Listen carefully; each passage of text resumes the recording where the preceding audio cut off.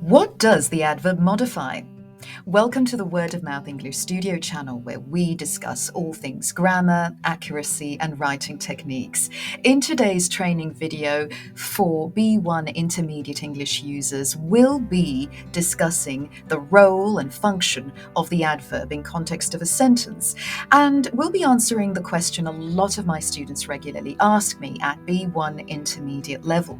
Can an adverb be used exclusively with a verb, or can it also be used with an adjective, or can it be used with both? Let's have a look at how to use adverbs, and let's get right into answering those questions. So, what do adverbs modify? What can they change? What is their complement? What can they be used with? What types of speech can they be used with? Let's discover. Remember, an adverb describes more than one thing. So this is something we would like to illustrate here, okay? An adverb describes verbs, adjectives, adverbs, and whole clauses as well. Let's have a look. Here, the verb is sings, and the adverb is loudly. So he sings loudly. In this case, in the next expression, in the next example, adjectives like tall can go with adverbs such as very. The adverb over here is to, and it is illustrated with the adverb quickly. So there are two types of adverb used in this sentence. Yes, adverbs can also modify other adverbs too, but they have to be of different kinds or classification in order to be used in the same sentence. And in a whole clause, fortunately, would be an adverb that can describe a whole part of a sentence or statement. Fortunately, I had brought an umbrella. So this could be also used as a type of indicator or linking marker. Right, adverbs often end in ly. We know that most adverbs do have ly endings, but as you can see, and as you'll see in this presentation, not all of them do. Such as in the case of fast. Fast can be both an adjective and an adverb. I drive fast, but I am fast as well. So one is an adverb, one is an adjective. Did you notice? Fastly is a word that does not exist. It was completely made up. It's concocted, but it's not correct. So fastly is not accurate, but fast is both an adjective and adverb. And they might look exactly the same as their adjective counterparts, like hard. For instance, I work hard, but we don't say I work hardly. You can say I hardly work, but that would be an adverb of frequency rather than an adverb of manner. So let's have a look at some other adjectives and adverbs in context. Remember, adverbs modify verbs as well. In this case, when an adverb modifies a verb, it means that the adverb is describing the way in which the action happened. So try to identify or pick out the adverbs in the three sentences below. Can you identify the adverbs? On the next page, we'll have a look at them in green and see if you were right. Here are the adverbs. Have you identified them correctly? Philip sings loudly in the shower.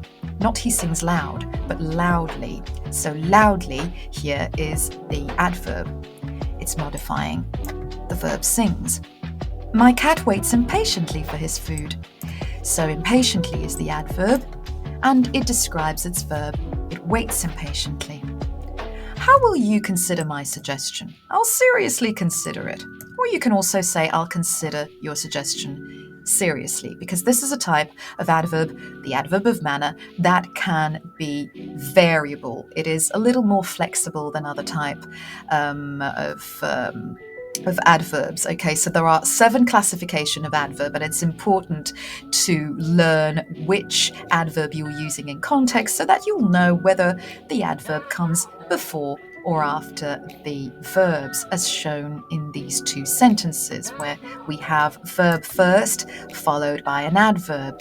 But in this case, we we changed, we switched positions. And of course, you can also say I seriously consider or consider seriously. Both ways would be accurate. However, in the first two, it's not that common to switch them. So we prefer to use the verb first and then the adverb. You'll see that some adverbs are more likely to switch than others. Adverbs will answer the question in what manner or in what way. In other words, give more detail on how this is done. How does Philip sing? He sings loudly. How does my cat wait? It waits impatiently. How can you consider my suggestion? I'll consider it seriously. Adverbs can answer other types of question about how an action is performed, and they can tell you when it happened and where. We arrived early is correct, but we arrived early isn't, because early is not an adverb, whereas early is. Don't forget that this is what we call an irregular adjective, which means its adverb form is also irregular. So we have early as an adjective and early as an adverb. Be careful how to use them. Early does not exist. Here is actually another type of classification of adverb that shows distinct direction or placement. Okay, so turn here. At the corner, you might say to your driver when giving instructions. However, there's one type of verb that does not fare well with other adverbs, and this is the linking verb. A linking verb, you might know this as a stative verb, such as feel, smell, sound, seem, and appear, will typically need adjectives along with it, but not adverbs like the one used here in the example. So when you say I feel badly about what happened, it does not have the same effect or meaning as if you'd say I feel bad. Because feel is a verb and it seems to need or require an adverb rather than an adjective, right? Well, be careful. Feel isn't just any verb, it's a linking verb. An adverb would typically describe how you perform the action of feeling, right? But an adjective, on the other hand, describes what you feel, not how you feel. So therefore, I feel badly does not have the same implication as how you feel. I feel badly does not mean I feel bad.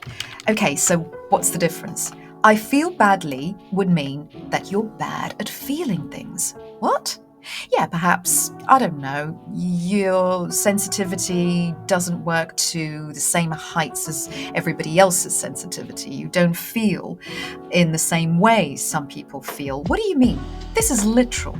If you're trying to read Braille, for instance, or wearing thick leather gloves, then it might probably make sense for you to say that you feel badly because you can't feel the actual noughts, right?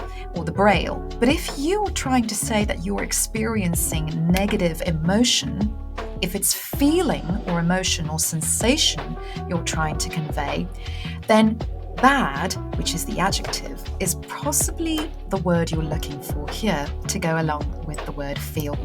So I feel bad is correct if this is what you're trying to convey. If you're trying to say, listen, I really regret doing that, or feeling or saying that, or expressing myself that way, then use the adjective bad, not the adverb badly in this case. So different words contain or have different meaning. So how can we use adverbs to modify in more detail? Remember, adverbs can also modify adjectives as well as other adverbs.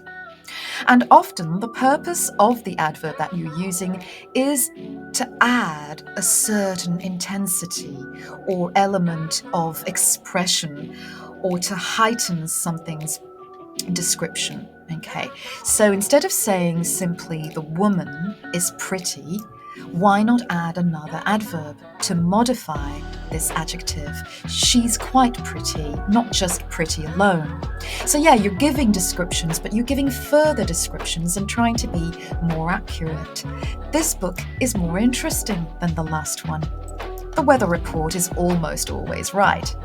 So almost always is another expression to look out for, or collocation. Almost always is correct, but always almost isn't. So do be careful. The adverb almost is a modifying adverb, and it's modifying the adverb always. So one adverb can also modify a different type or classification of adverb. As long as they're not modifying the same type of classification of adverb, then you can use them together. Is my singing too loud? Asked Philip. To being the adverb. My cat is incredibly happy to have his dinner. Incredibly being the modifying adverb. We'll be slightly late to the meeting, slightly being the modifying adverb. And this bridesmaid dress is a really unflattering shade of puce. So puce is a type of a shade. It's a type of colour. You can look it up to see what shade it is. I don't really like puce. And a very unflattering, a rather unflattering, a really unflattering, okay, an extremely unflattering. These are all different types of modifying adverbs that you could use that are used in certain cases only. So as you see, these are different classification of adverbs, okay? They don't necessarily have ly endings like the others. So let's have a look at when we want to compare things. What do we say? How do we word our sentences? Well, like adjectives, adverbs can similarly show degrees of comparison, although it's slightly less common to use them in this manner. But if you've got flat adverbs, and flat adverbs are adverbs that look exactly like their adjective counterparts, okay, fast and fast, okay, hard and hard, the comparative and superlative forms will look the same as their adjective, comparative or superlative form, so the spelling strategies will not change.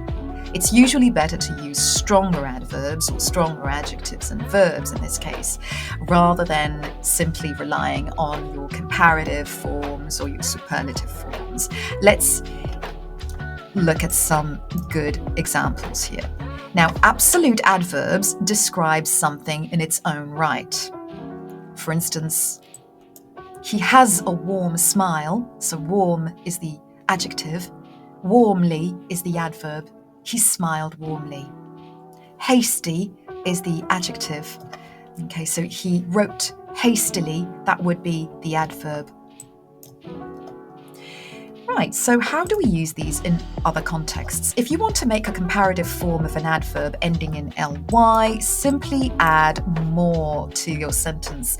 As loads of our B1 students already know, this will add more depth, okay? This will add depth and extra additional meaning to your sentences. This will make your comparative. He smiled more warmly than the others in the room. More and then are typically used together. The more hastily written note contained the clue. Here, more again, plus its adverb, okay, would be comparing things, okay? When you want to compare one thing to another, then you use the comparative form with more without the definite article. The definite article then would be used to create superlative forms, such as the most hastily written. If you want to use the, please use superlative forms. But note that you don't always have to use the definite article. He smiled most warmly of them all. That means you're using a superlative here without the definite article because you're using this expression, and therefore you don't need to use the definite article. However, the most hastily written note on the desk was overlooked, and here we used the definite article because it is needed in this sentence. So always note when it is appropriate to use the definite article, the, and when you shouldn't. And Here are some more comparative and superlative adverbs for you to use. Okay, he worked quietly, he worked more quietly than others, he worked most quietly, or he was the most quiet worker among them. Okay, therefore quiet is the adjective, quietly the adverb. Slow is the adjective, but slowly is the adverb. He worked more slowly than his colleagues. Okay, he worked most slowly. He was seriously ill, seriously being the adverb, okay, and serious is the adjective. I seriously can't believe you said that, right? But how do we use it with adverbs, as an adverb? He was seriously funny. Yes, you can actually use seriously with the word funny. That was said more seriously than your previous statements. That was said most seriously. Okay, so think about how to use and how you'd use comparatives and superlatives in context. Remember that with short adverbs that don't typically have ly endings, the comparative and superlative forms will be identical to its adjective counterparts. Just add er to the comparatives and est to form superlatives. However, here's something important to note. If your adverb ends in an e, remove the e before adding the st or the r to the sentence. Okay, here we don't have examples of adverbs ending in e, but we have hard and fast. Okay, now fastly does not exist, so don't use he runs fastly. He runs fast. Okay, he doesn't work hardly, he works hard. So these are the adverbs. If you want to turn those adverbs into superlatives and comparatives, then this is how you do it. Jim works harder than his brother. So here harder, okay, describes the verb. Everyone in the race ran fast, but John ran the fastest of them all. So how did he do it? Fast. But give me more detail. He ran the fastest of them all. So here the superlative adverb tries to match up with the verb run, and it complements the verb ran. So you can use them that way. Here are some more comparative and superlative adverbs to look at. Which of these expressions have you already used in speaking or writing? Remember, hard is an adverb and an adjective. So I am a hard worker, but I work hard, okay? And he works harder than me. He works the hardest of all. Fast is an adverb and also an adjective. He is a fast writer is the adjective, but he writes fast is the adverb. He writes faster than anyone in this room, and he's the fastest writer. Late is an adverb and also an adjective, so these are irregular endings, right? So irregular adverb and adjective types. We've got I am late for the meeting, which is the adjective, and I arrived late for the meeting, which is the adverb. So one is used with the auxiliary verb to be, I am late, and the other one is used with another verb, an action verb, such as I ran late or I was late, okay?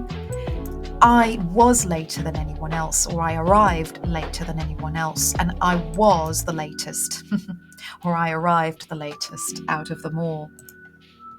Remember that some adverbs, as we said, have irregular comparative and superlative forms. The little boy ran farther than his friends suggests that this is a superlative. You're driving worse today than yesterday suggests that this is a comparative. And he played the best out of all the players. This suggests a comparative use with the definite article. Now, have a look at these sentences. The following sentences will also indicate different varieties of spelling and spelling strategies. Okay, so badly is the adverb, which becomes worst, which is the worst in superlatives. Okay, so remember adjectives are different to adverbs. Bad is the adjective, but badly is the adverb. So you did it badly, but you felt bad, right? The adverb far okay, is also similar to the adjective far, okay, but the comparative in American English would be written this way and pronounced father.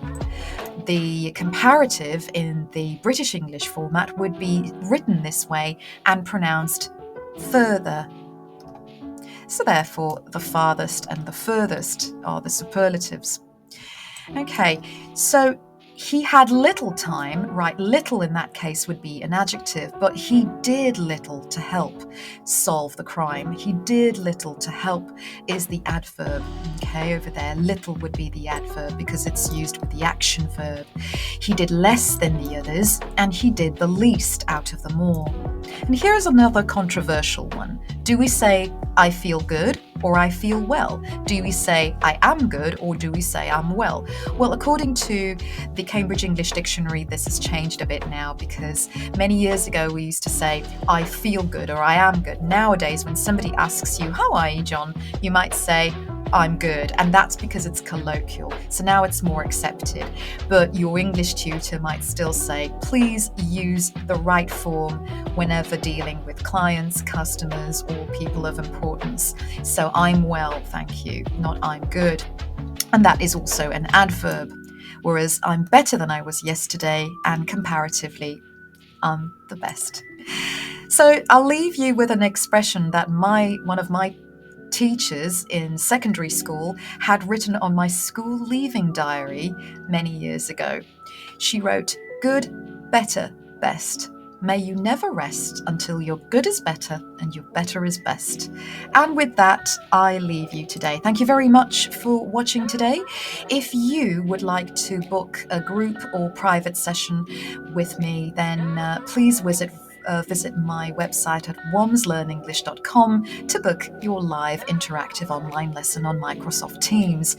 And we provide a mixture of general English group classes. We provide a variety of business English group classes, IELTS, Beck, Vantage, and higher exam preparation, as well as CPE proficiency exam preparation. And we provide private tuition classes. Thanks for watching.